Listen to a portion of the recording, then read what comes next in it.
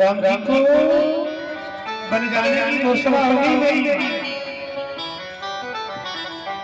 लखनलाल किसी से गाय करेंगे। हाँ, उर्मिला बड़ा सुंदर चित्र बना रही थी राम जी का, कलर भरने वाली थी बेचारी, पीछे से पहुंच गई और जाके जोर से कहा है लखनलाल, उर्मिला मैं बन जा रहा हूं और सुनो, एक वर्ष के लिए नहीं 14 वर्ष के लिए जा रहा हूं। इतना सब उर्मिला ने सुना है मेरी मां एकदम से बहुत जोर से रोना प्रारंभ किया। रामचरित्र मानस में ऐसे ऐसे मीठी मीठी बात है भैया कि जिनकी गुणगान को बड़ा बड़ा गाया है, बड़ा बड़ा सुना गया है। उर्मिला ने जब सुना कि 14 वर्ष के बाद लखन का वापस होना होगा, एकदम से बहुत जोर से रोना स्टार्ट किया। लखन क्रोधी थे, पीछे वापस हुए और उर्मिला के चेहरे से दिल करके कह रहे हैं, उर्मिला बन तो मैं जा रहा हूं, निश्चित 14 वर्ष के लिए जा रहा हूं, निश्चित है, लेकिन सोच अगर 14 वर्ष में एक भी आंसू दुनिया से निकला तो लखन तुझे जीवन में कोई नाम नहीं करेगा। तो जरा सोचिए कि 14 वर्ष में उर्मिला को कभी कष्ट नहीं हुआ होगा, कभी तो कष्ट हुआ होगा, लेकिन कितनी सामर्थ्यवान है उर्मिला। कष्ट भी हुआ तो किसी को बताया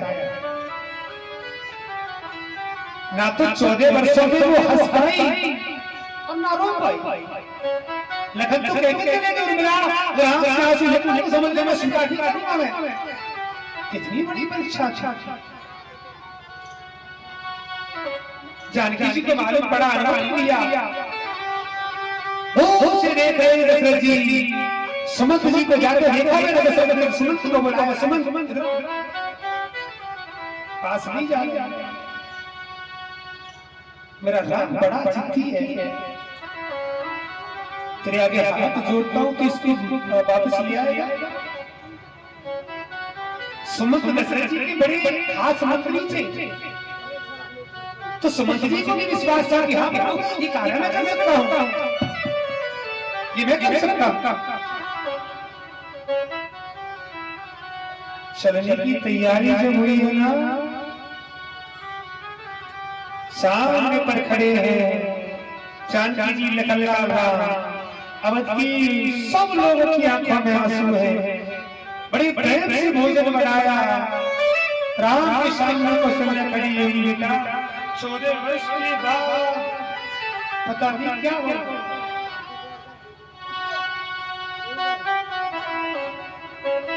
बनाए भोजन जो तुमने, राम जी कह रहे हैं माफ के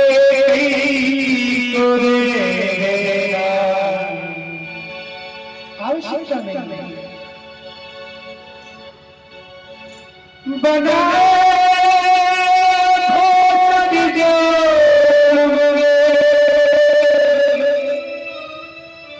माफ के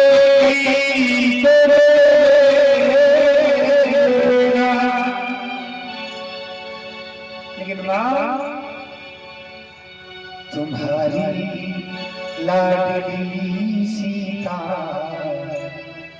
इधर खड़े हैं लक्ष्मण, साथ में लक्ष्मण जाए। अब लोग खड़े हैं, क्या होगा,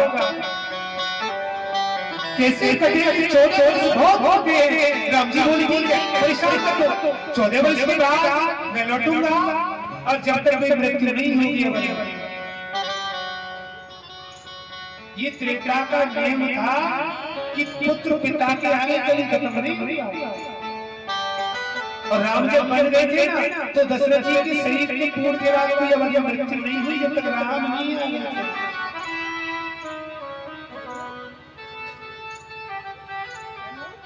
आज सुमंत जी ने रथ तैयार किया और रथ तैयार करने के बाद के लोग सामने पर खड़े हो गए। प्रभु राम की सूरत को निहार नहीं जा कौशल्या दूर खड़े करके रो रही है। अब लोग कहते हैं राम से प्रभु जी एक बार जीवन में देखना चाहता है।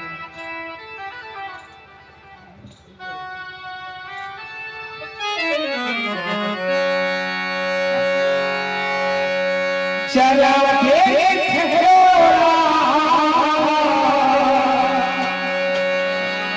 प्रभु पता नहीं फिर कब मिलन होगा। चला तमन्ना यही है अभी जी भर के देखा नहीं है।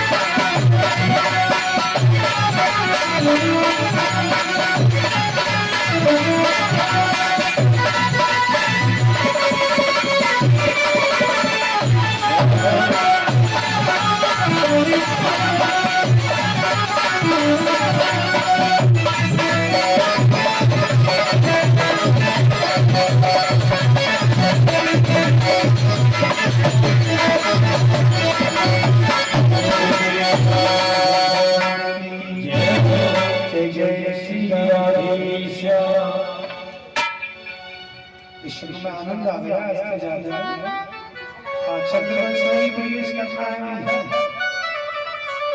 श्रीमद् भागवत का नाम बड़ा सूक्ष्म दिया गया है कथा का। कल्याण तक पर पता ही नहीं लगा मुझे समय के अभी तो हो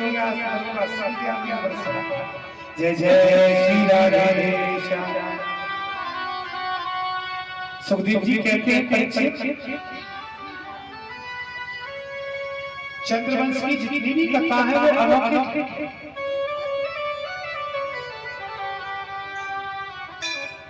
चंद्रवंश में कोई भी अगर कार्य हुआ तो बिना झगड़े के नहीं हुआ। सूर्यवंश में कोई झगड़ा नहीं। सुखदेव जी कहते हैं परीक्षित, सृष्टि सार नारायण के पुत्र है ब्रह्मा, ब्रह्मा के पुत्र है अत्रि, अत्रि के पुत्र हुए चंद्रमा, चंद्रमा के पुत्र हुए बुध, और बुध के हुए पूर्वा, और इसी वंश में देव राजा हुए थे ययाति महाराज। बड़ा प्यारा वंश। चलो कल प्रधान करने चंद्रवंश का थोड़ी थे, उसके बाद बात में सुनाना है कि लाला है छोटे छोटे नहीं होए। बस एक बात बता, अपने खाने का और अपने पहनने का इतना बड़ा ध्यान रखना है ना। आज ये पांडाल नहीं सजाया गया किसी के लिए कन्हैया के जन्म का, कोई बात नहीं है बेटा। जैसी तेरी रजा है मैं वैसे राजा हूँ, साल में तू रखेगा मैं रहूंगा। गोली गोली गोली भगवान जय हो। हाँ, घर में बालक पैदा हो जाए, खुशियां मनाते हैं। घर में कोई विवाह हो ना तो कैसी क्षमता देगी। जहाँ भगवान की श्रद्धा की बात होगी ना वहाँ पीछे हट जाएगा। चलो देखा जाएगा क्या होगा।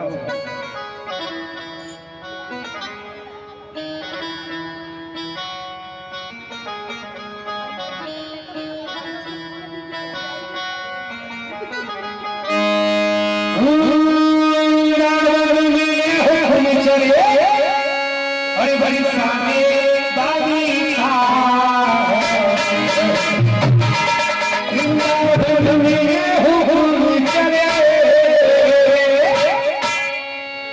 अरे बरसाने बागी था मेरा श्याम दीवाना